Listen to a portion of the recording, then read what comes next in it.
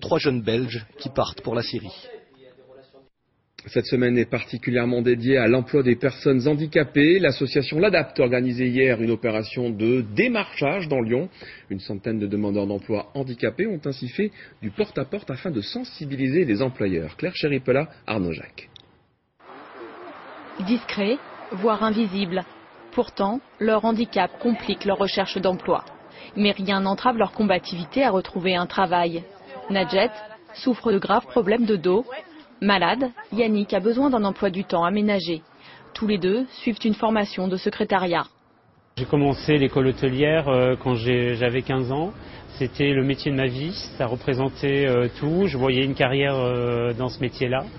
Et est arrivé les problèmes, je dirais d'abord de maladie avant d'handicap, parce qu'on passe d'abord par là. Et là, on commence à être absent un peu au travail, on s'aperçoit qu'on ne peut pas continuer dans cette voie-là. Accompagnés par une référente, ils tentent de collecter des offres d'emploi et de stage pour eux ou leurs collègues en situation de handicap. Le taux de chômage des personnes handicapées avoisine les 20%, soit le double de celui des personnes valides.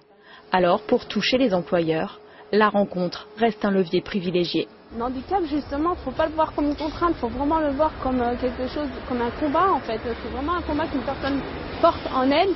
Et ce qui est super important, c'est de voir surtout les compétences, c'est-à-dire ce qu'elle-même peut apporter et les qualités, la richesse qu'elle peut apporter à l'entreprise.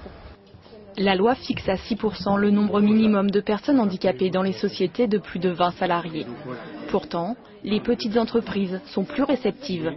Cet artisan boulanger a déjà formé un apprenti souffrant de handicap. Les démarcheurs ont récolté plus de 70 offres d'emploi. L'Adapte propose de préparer les candidats aux entretiens d'embauche.